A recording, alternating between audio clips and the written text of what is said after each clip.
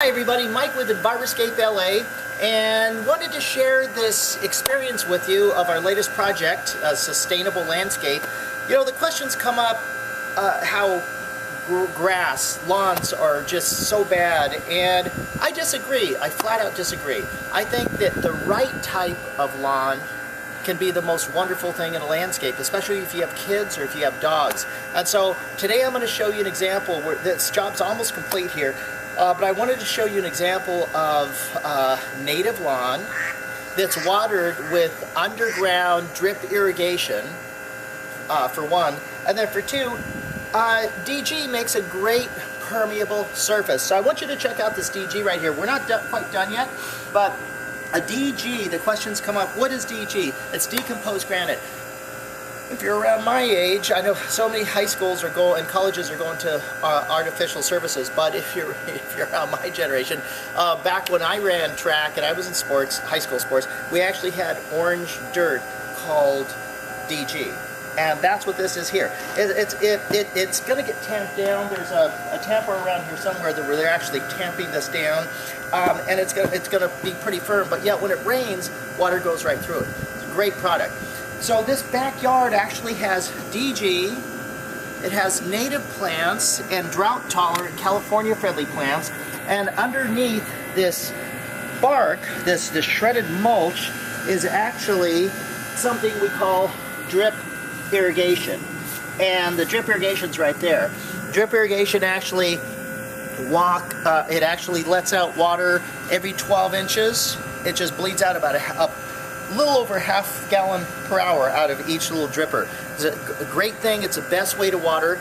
And we figured out, actually the manufacturers figured out how to have it installed with grass. Underneath the grass here, there's every 12 inches we have this Rainbird copper shell technology drip irrigation under the native grass. It's every 12 inches. And it works fabulous. And the nice thing about the native grass is that it's not going to need a lot of water once the roots sink down and they get established. It's going to need practically no water at all, just maybe a couple times a month. We did install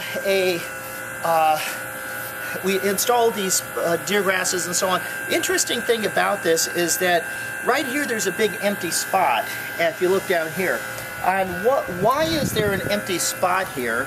It's because we actually planted the Asclepias, the milkweed, which is the only food for the monarch butterfly. Now there's two types of milkweed. There's a type that it looks great all year long, which is pleasing to us as humans to be able to see flowers. And then there's the one that's actually good for the butterflies. They're both good for butterflies, but here's the problem.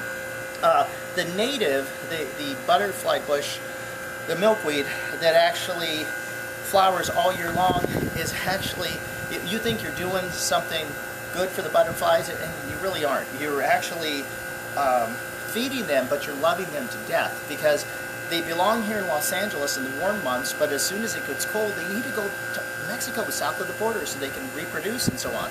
Well, they're not doing that if they're being fed here. Then it gets too cold and they die. So it's much better to plant the native milkweed. That's why the problem is the native, it like disappears to nothing in the wintertime, and that's good. It's a signal to the butterflies. Ooh, there's no more food. We need to go south of the border. So that's why there's a big empty spot here. It's got the milkweed that it's its roots right now. It did its thing. So if you're thinking about milkweed, if you want to have monarch butterflies, just love them, but don't love them to death. Plant the native milkweed.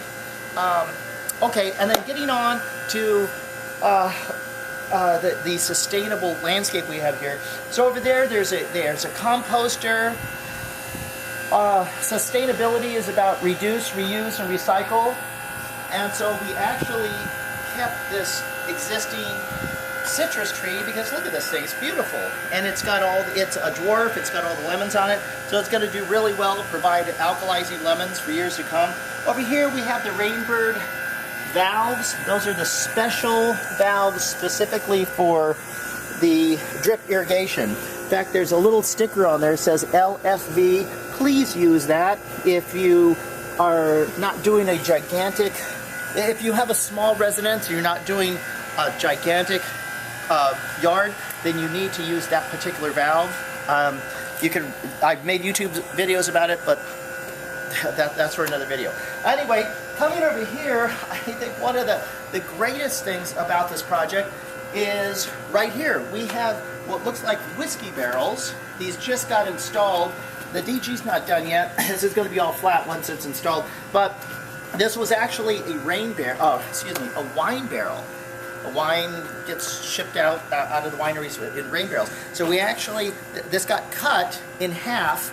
We're wondering, what could we do with this instead of just throwing it away? And so we actually made this beautiful wine barrel, got it cut in half, and then the bottom got cut off so that this citrus tree will actually be able to sink its roots way deep down in the soil, so it'll be a lot healthier instead of getting root bound in this. And then we put the mulch on top of it. Worked out really, really well. Then the DG here is just going to be a permeable surface, so you can put tables out here, kids can play. It's as a society, we've got to think about water conservation, but cutting out your water doesn't mean that, or using less water doesn't mean that it has to be an arid desert with cactus and spiny plants that are going to poke your children. You can have something really great, really beautiful, and it doesn't require very, very much water at all. So anyway, just wanted to bring you out, and hopefully I'll inspire you to think about sustainability. If you're thinking of redoing your yard, or maybe just elements of your yard, think sustainability. When you do think sustainability, think Enviroscape LA. Take care.